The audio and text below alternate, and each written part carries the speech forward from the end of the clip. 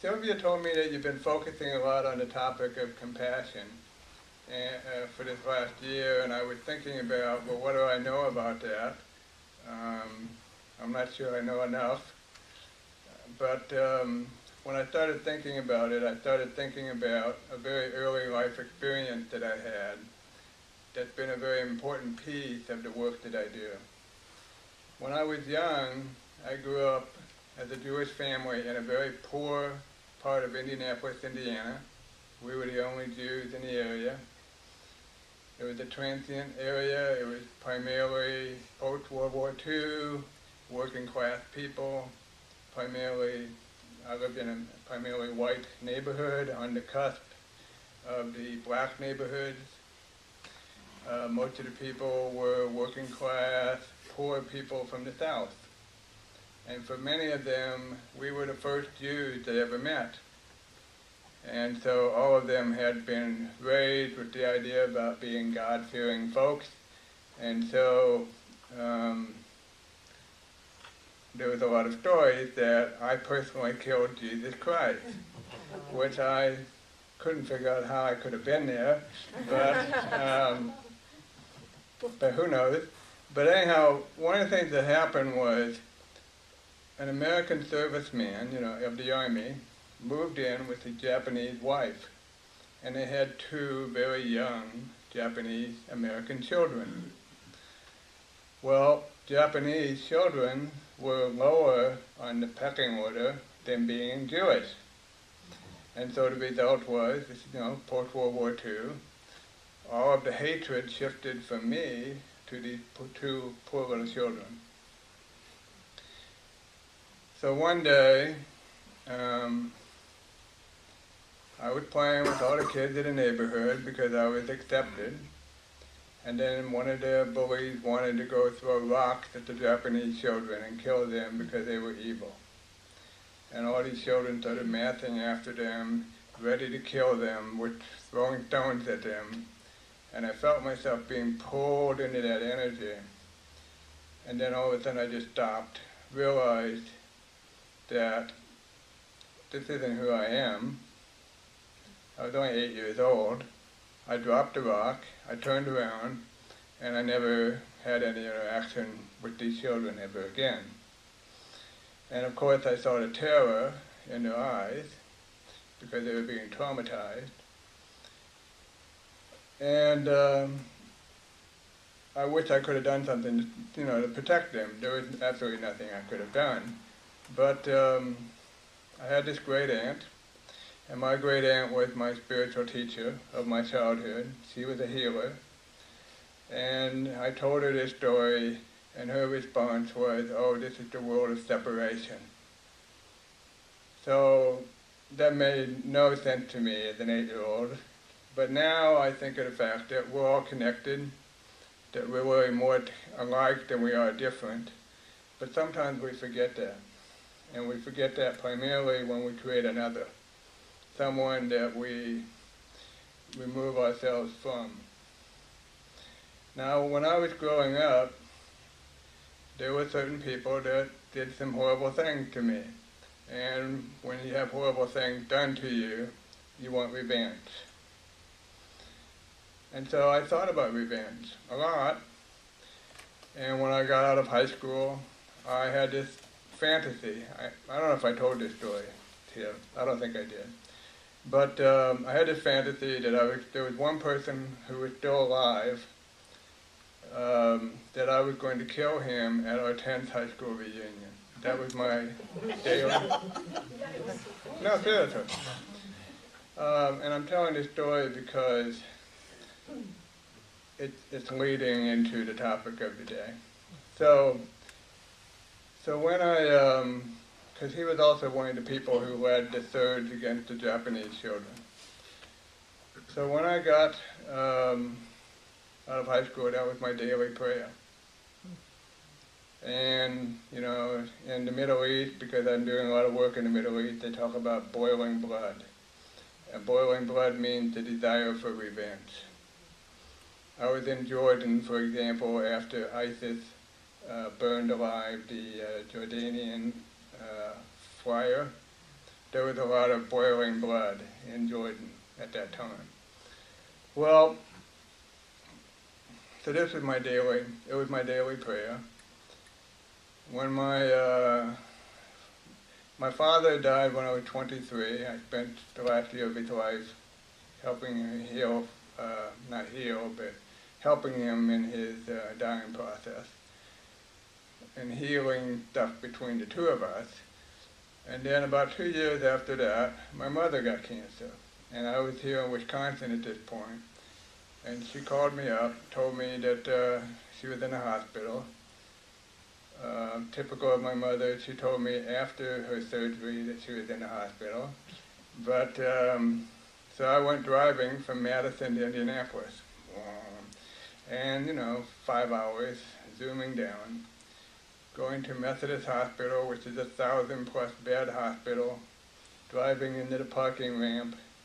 I'm on the 6th level of the parking ramp. I find a parking spot. Guess who drives up? Yeah. So he comes up to me, because he recognizes me. I didn't have a beard then. And he starts in with all the stuff he's going to do. And I laughed, because I had so much rage inside of me that I knew that if he started a fight, I would probably kill him. And the more I laughed, the more he yelled. The more he yelled, the laughter got harder. I was crying. I was laughing so hard. He fell apart. He started wailing, literally wailing, and ran off. Now, one of the ironies of revenge is that it didn't feel good. I didn't have satisfaction. Actually, I felt compassionate for him. It was very striking to me that here was a person I had hated most of my life, and I felt badly for him. So I chased to try to find him. I didn't.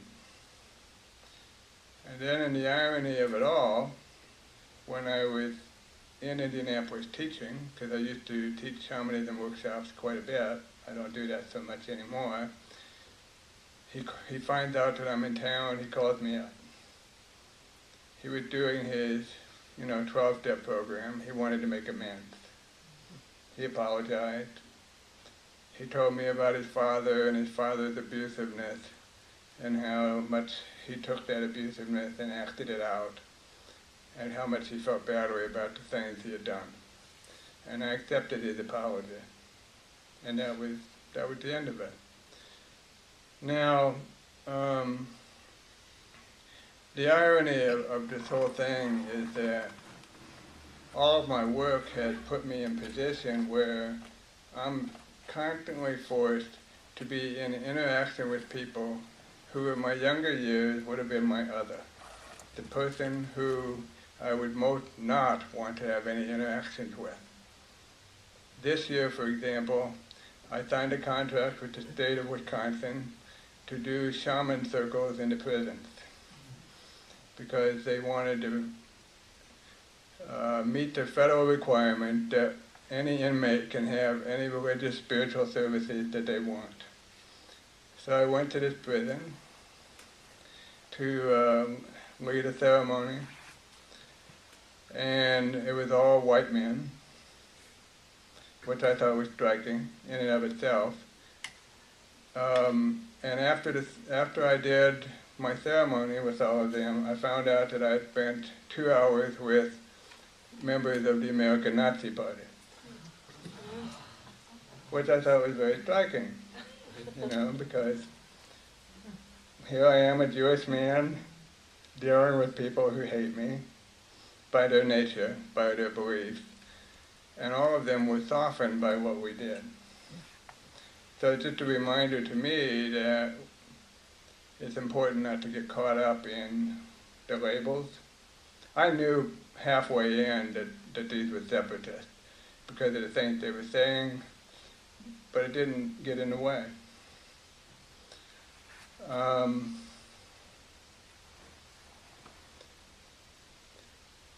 So So a lot of times, for example now, for the last 3 years, I'm co-directing a trauma treatment program for Syrian refugees in the Middle East. A colleague of mine and I were approached about the fact that there are no therapists in the Middle East. There aren't. There's 6 psychologists and psychiatrists in the whole country of Jordan, for example.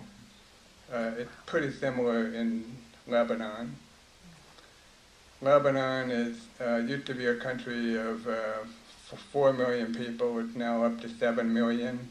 They've taken in that many refugees. It'd be the equivalent of our country taking in the entire country of Germany. So they've had to integrate all these people.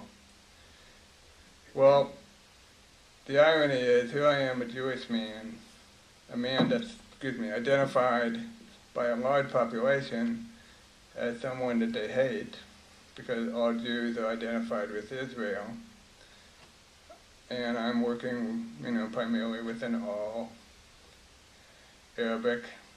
I am working with an all Arabic population, and in a very traumatized and very difficult situation. And it does come up, they'll ask me about my background. I'll tell them. They'll go into some ranting, raving, angry statement about Israel and how Israel's behind everything. And I just listen. Because one of the things that I've learned is I can't provide change and I can't provide healing unless I stay present, unless I hold questions in my mind about what is it like for that person, what would it be like if I were in their shoes, how does that way of thinking that they have work for them, how is it not working for them. I have to stay in a state of curiosity. Now, it never becomes a barrier between us, as long as I stay present and honest. If I'm not hiding, if I'm being truthful, if I listen, it always ends with them feeding me, because their hospitality is amazing. People who have nothing will still give you everything they have. Wanting me to bless all their little grandchildren, whatever. It always turns out that way because we're just dealing with each other on a human level. Now, unfortunately, I couldn't make some pictures show up. I was going to show you some pictures. So I'm going to just tell you a little bit about the refugees. Because one of the challenges of our time right now is that we have so many challenges going on in our world that it's almost impossible to have compassion or respond to anything because we all get overwhelmed. But at this time in our world, we have more refugees than any time in the history of humankind. We have more than we had after World War II. That was the previous world record, if we want to have a world record. And it's growing because of all the different situations around the world. But with the Syrian refugees, we're talking about 9 million displaced people. Over 50% of them are children under the age of 18. Because I primarily work in Jordan, about 15% of the children who were refugees to Jordan, which Jordan took in over 1 million refugees, about 15% of them were sent over without their family in order to save them. It very much reminds me of the Holocaust every time I'm with them because I think of all the Jewish families in Europe that did everything they could to get their children to safety. That's what it reminds me of. And unfortunately, the circumstances for them keep getting worse as opposed to better. The last time I was there, UNHCR, which is the UN's refugee agency, ran out of money, which meant all the food vouchers were cut off. I had pictures of showing you Zatari. Zatari is the second largest refugee center in the world. It's 150,000 plus people living in tents in the middle of a desolate desert. But so they had their tents, but there was no food. So, and that's been the trend all over the world, because a lot of the countries that promise aid don't actually give it. So, so what we have is a very traumatized population. They've been exposed to a lot of horrible stories. I can tell you that typically when I go, I will hear hundreds of the same stories over and over again. In today's world, because of smartphones, every Syrian refugee has videos and films that they want to show you of some sort of massacre. And so I've seen hundreds and hundreds of these films on smartphones, and pictures, and stories. I don't believe that I get compassion fatigue. There's that term, compassion fatigue.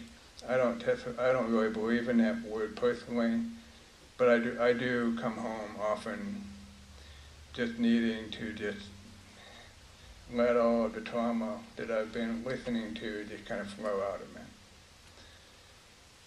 So the suffering is intense, and yet there's still joy, even in the midst of all the intensity, and it's important to just kind of acknowledge that.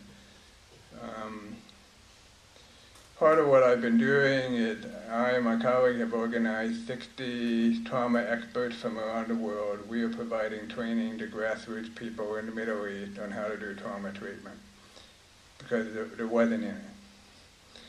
And we're doing that virtually, because you can do a lot virtually now, and we're doing a lot with direct training on the ground. Some of the things we've done are actually a little more creative.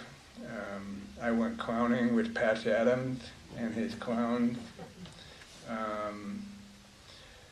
It's interesting, there is no word in Arabic for clown. It's one of the few cultures in the world that has no history or tradition of clowns. So we introduced clowns to the Middle East. It was funny for me this last week to see Red Nose Day.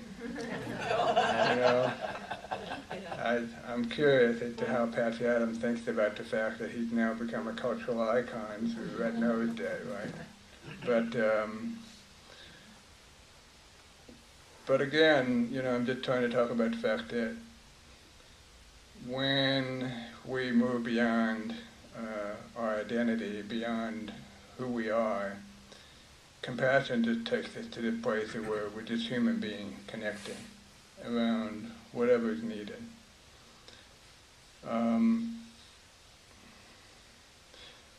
I wish I could have shown you these pictures, but I'm just going to tell you one story from when I went clowning.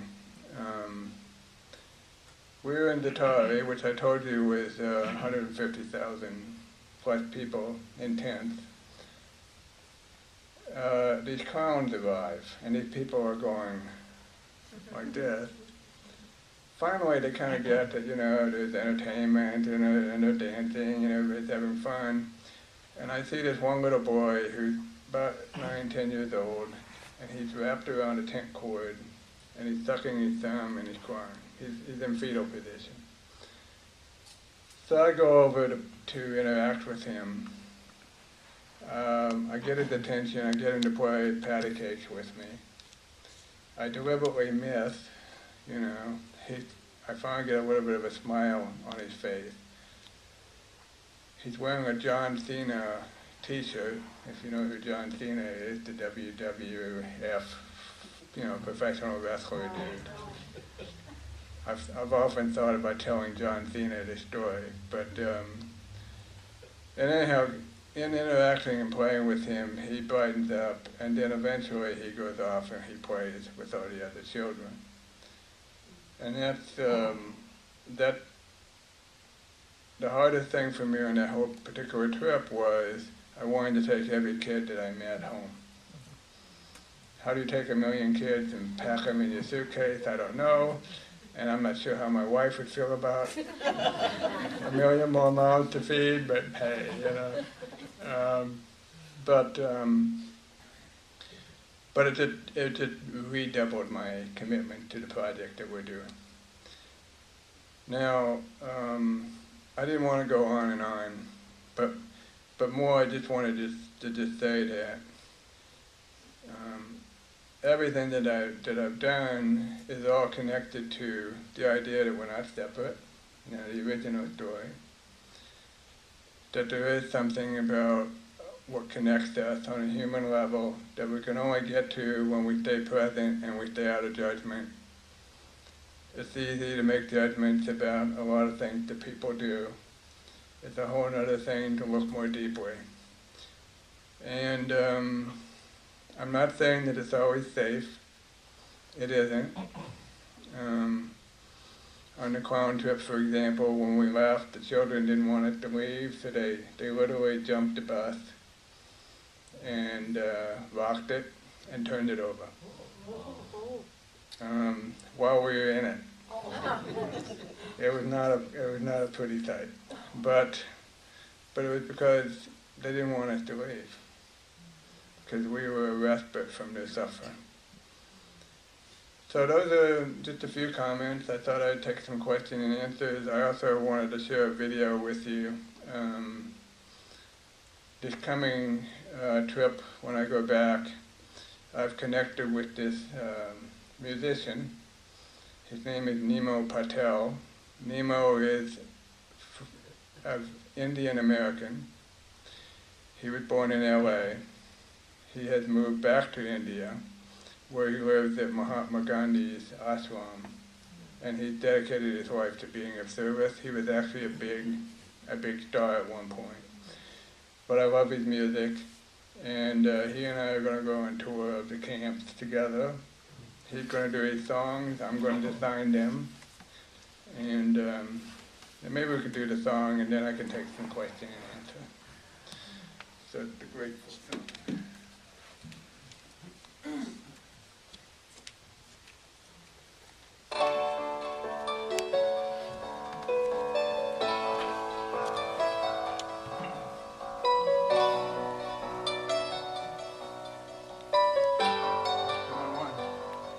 Wrong one?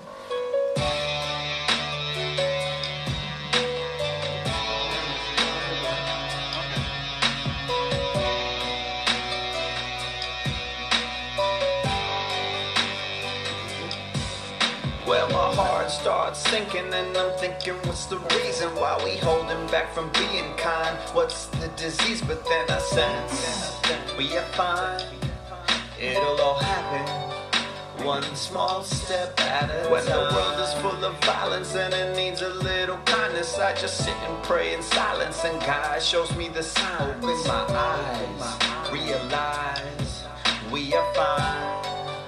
One small act at a time. Last night I'm walking home and the homeless man says hello with a smile to let me know that he's got a lot of hope. He says, have faith, young man, we are fine. The world is kind.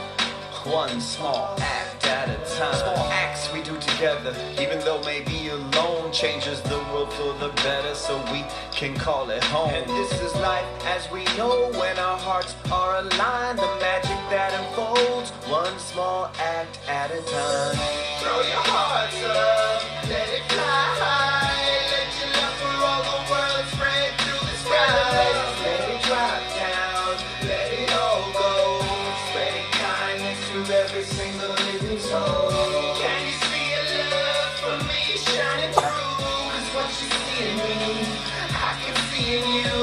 And soon enough, you and me will be out of time, and kindness will be all we can leave behind. Yeah, feeling grateful today. Never thought this day would come where I would feel it and say that each and every one of us has paved the way doing good, and now we're all just moving up. When I'm kind to you, you pay it forward. This is how we build trust. Never had faith, but now I'm seeing you. I wanna gift you my life, wanna spread love before I die. Thank you, God, for finally letting me realize when I serve man, I'm really serving you in disguise. Smiles everywhere, cause now everybody's got the bug. Ain't no life without the love. If it is, it ain't no fun. What we gonna do? Now just grab a friend and give a hug. Spread it out real wide so everyone can be touched. Throw your hearts up, let it fly high. Let your love for all the world spread through the sky. Let it drop down, let it all go. Spreading kindness to every single living soul. Can you see your love for me shining through? 'Cause what you see in me, I can see in you. And soon enough, you and me will be out of time. And kindness will be all we can leave behind.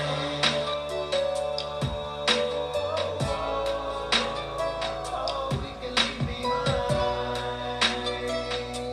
For you and I, kindness is all we can leave behind.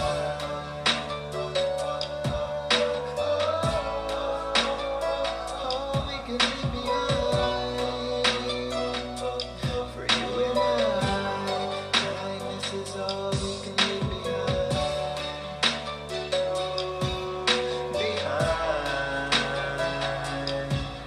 Behind.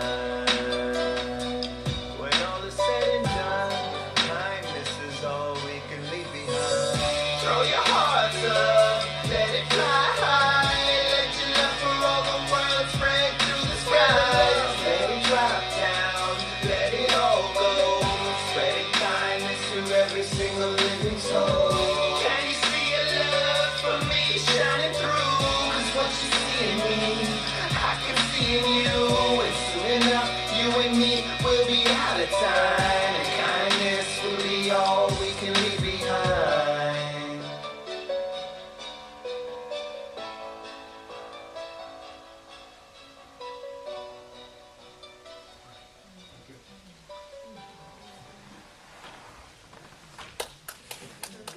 What's interesting is we played the Grateful song in the